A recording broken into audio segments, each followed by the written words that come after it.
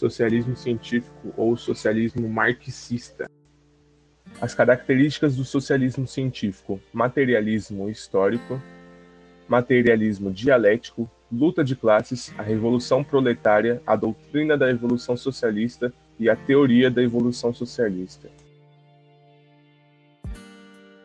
Os principais pensadores do socialismo científico são Karl Marx, ele era filósofo, economista liberal e revolucionário alemão, e Friedrich Engels, ele era filósofo e um teórico revolucionário alemão.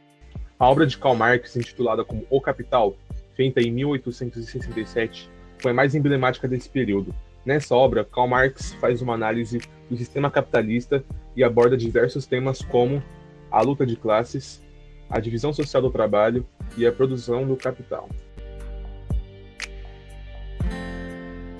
Agora falando um pouco sobre materialismo histórico. Ele é um método político e científico e, diferentemente de grande parte da sociologia, que considera política e ciências separadas, o materialismo histórico não é isso. Ele é uma metodologia construída por Karl Marx e Friedrich Engels, que foi colega de Marx durante muito tempo, e com o período dele de trabalho e de posicionamento político. Eles criaram essa metodologia com a seguinte ideia: o princípio básico do materialismo histórico era compreender a sociedade humana e suas relações, e tentar entender, por exemplo, como que as relações humanas são estudadas a partir de uma espécie de posicionamento científico ou análise de realidade, método e procedimento, mas ao mesmo tempo uma análise histórica partindo de um pressuposto político ou neutro.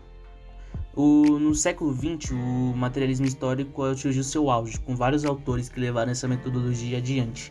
Mas ao mesmo tempo, houve uma crítica muito grande sobre eles, porque fizeram um processo de deturpação do pensamento de Marx. Então é muito comum encontrar alguns autores que vão até destoar bastante daquela metodologia que Marx havia construído. No século XX, até mesmo o próprio Engels, depois da morte de Marx, continuou algumas teses do materialismo histórico. Os sociólogos também entenderam que sempre houve um movimento histórico de luta de classes na sociedade e que esse movimento era a essência da humanidade. A teoria de Marx e Engels divergia do idealismo alemão, principalmente de Hegel, que entendia haver um movimento intelectual de cada época e que influenciava as pessoas. Para Marx e Engels, eram as pessoas que faziam a sua própria época. Falando da Revolução Industrial no materialismo histórico, os pensadores haviam entendido que o século XIX, vivente de alta modificação social que era feita pela Revolução Industrial, possuía uma nova forma, baseada na força de produção da burguesia e na exploração da mão de obra de classe trabalhadora por parte da classe burguesa, ou seja, os donos das fábricas.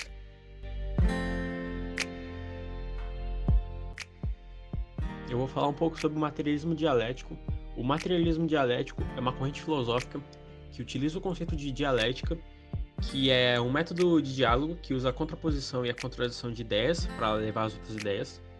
E o materialismo dialético, ele utiliza a dialética para poder entender os processos sociais ao longo da história. E essa teoria, ela faz parte do marxismo socialista, que foi criado pelo Karl Marx e pelo Friedrich Engels. E sendo assim, na concepção marxista, a dialética é uma ferramenta utilizada para compreender a história, e a dialética marxista considera o movimento natural da história e não admite sua maneira estática e definitiva. E segundo Engels, o movimento é um modo de existência da matéria. Ou seja, sendo assim, a história, quando ela é analisada como algo em movimento, ela torna-se transitória, que por sua vez ela pode ser transformada pelas ações humanas, o que ele quer dizer basicamente é que não existe uma história fixa, tudo pode ser mudado pelas ações humanas. Dessa relação dialética entre o ambiente, o organismo, os fenômenos físicos, os seres humanos, a cultura e a sociedade criam o mundo, ao mesmo tempo que são modelados por ele. Ou seja, ao mesmo tempo que nossas culturas como sociedade e nossa sociedade em si modelamos o mundo, também somos modelados por ele e pelas outras culturas e sociedades. Eu vou falar um pouco sobre a Revolução Proletária, ou mais conhecida também como Revolução Operária, que é uma revolução classista promulgada pelo marxismo, em que o proletariado tenta ocupar uma posição de classe dominante, subordinando a outras classes mediante a tomada de governo. O seu objetivo, conforme o marxista, é transformar o Estado que antes era burguês em um Estado operário. Basicamente, a classe operária ela cansou de ser explorada e ela tentou transformar o Estado que era burguês em um Estado operário. Na visão marxista, para a construção de uma sociedade cujas relações não sejam baseadas na exploração, a revolução proletária deve ser a primeira medida a ser tomada.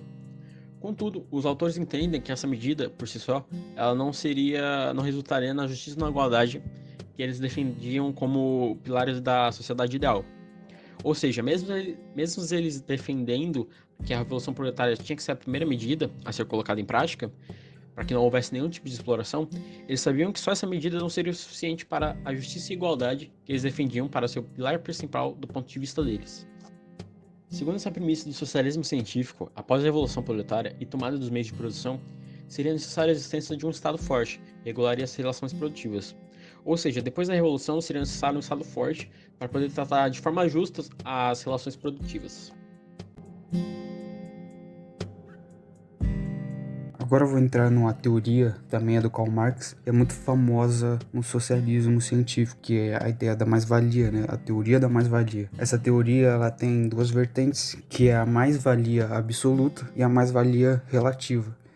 Eu vou explicar agora o que é mais-valia absoluta, para ficar mais fácil, é a mais-valia relativa. A mais-valia absoluta ela vai dizer que o proletário ele é explorado porque ele recebe menos do que ele produz. Vou colocar um exemplo na tela, vocês podem acompanhar comigo. Vamos levar em consideração o seguinte exemplo. Um trabalhador ele produz cerca de R$4.000 por dia, ou seja, em um dia, R$4.000 produzidos. Desses R$4.000, são subtraídos 2.000. Então o trabalhador ele só fica com 2.000. Ele produziu 4.000 em um dia. Por que ele só ficou com 2.000? Esses outros 2.000 que ele produziu e não voltou para ele seria o custo da produção. A gente estuda logística, então é bem fácil de saber que você precisa pagar material, você precisa pagar máquina ou você precisa pagar o patrão. E essa é a ideia da mais-valia absoluta. Por que o trabalhador trabalha e não recebe o que ele produz? Isso, na ideia de Karl Marx, é uma forma de explorar o trabalhador, de explorar a mão de obra barata em si. Isso é uma forma de você dar para o trabalhador somente as coisas que ele precisa para sobreviver e continuar produzindo. Assim você forma uma cadeia produtiva de exploração do trabalhador, de exploração de mão de obra barata. O trabalhador ele vai receber aquilo que ele precisa para manter a família dele viva, seja comprando comida, utilizando as coisas básicas, e muitas vezes ele não vai ter dinheiro para comprar aquilo que ele mesmo produziu. Imagina o cara que produz uma Ferrari, por exemplo, é um trabalhador que basicamente ele nunca vai comprar uma Ferrari, porque o dinheiro que ele recebe por ter produzido a Ferrari é muito menor do que o valor da Ferrari em si. Então essa é a ideia da mais-valia absoluta, você dá para o trabalhador somente aquilo que ele precisa para sobreviver, mantendo assim a roda da exploração girando e mantendo a mão de obra barata na sua empresa, ou seja, o trabalhador empregado. Agora fica mais fácil de entender a mais-valia relativa. Se na mais-valia absoluta o trabalhador ele recebe a ideia de que a única força que ele tem é a força de trabalho e não força intelectual, pois na mais-valia relativa, um trabalhador ele vai exercer múltiplas funções. Ou seja, ele precisa saber muito mais do que na mais-valia absoluta. Porque na mais-valia relativa, a ideia é de substituições de mão de obra humana para maquinário, ou seja, substituir humanos por máquinas. Por exemplo, você tem 5 funcionários que fazem uma função na sua empresa. Se você tirar aqueles outros 4 e colocar uma máquina, você só vai precisar de um funcionário para operar aquela máquina e você vai, obviamente, reduzir o custo de produção, mas esse funcionário que vai operar a máquina, ele tem que ter o capital intelectual dele para operar a máquina. E isso reduz os custos de produção, mas isso também é um paradoxo, porque tem as pessoas que fabricam as máquinas, então é basicamente um ciclo vicioso que nunca vai ter fim. A máxima que eu achei mais importante na mais-valia é que as grandes corporações ou o Estado têm que ensinar para o trabalhador desde cedo que a única forma dele ser alguém na vida é trabalhando para o Estado ou para as grandes corporações. Ou seja, é ensinado para o trabalhador desde criança que a única força que ele tem é a força de trabalho, e para ser alguém na vida ele precisa trabalhar. Mas isso na verdade não acontece, porque o trabalhador ele vai ser explorado e ele só vai ter dinheiro para as coisas básicas que ele precisa: comer, beber e vestir. E isso só me reforça a ideia de que a briga entre capitalismo e socialismo é inútil, pois todos nós devemos nos unir contra o nosso inimigo em comum, que é o Estado.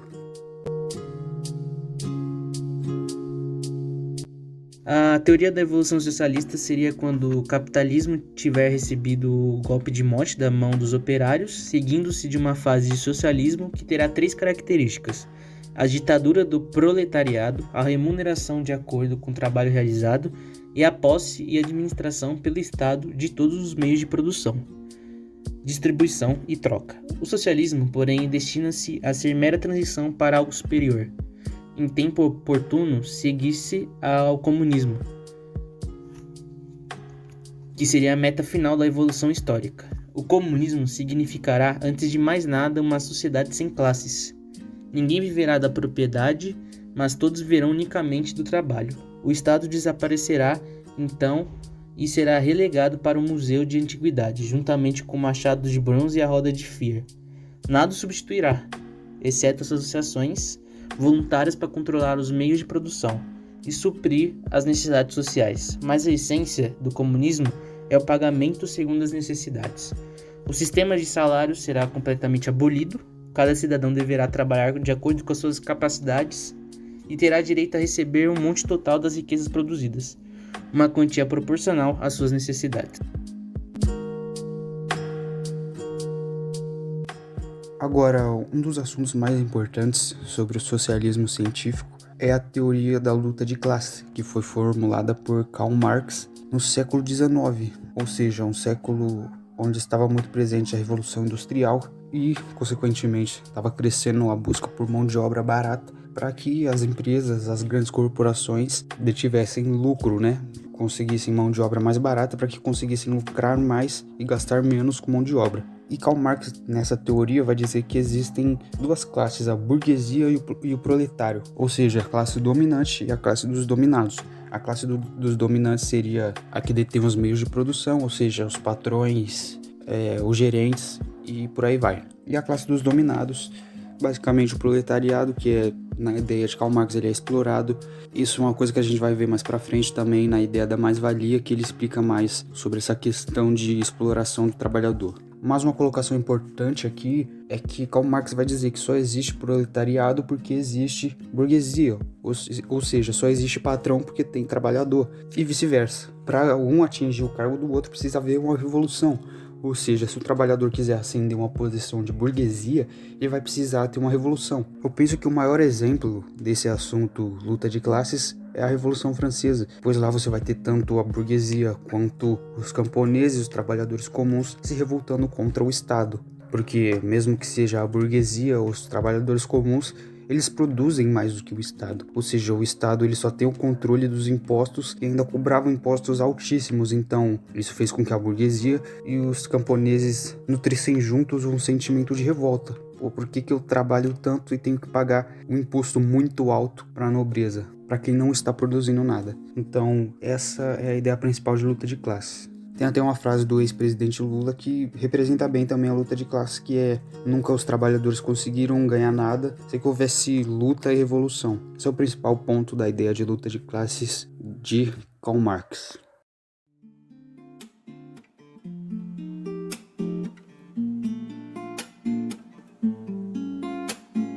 Briazine.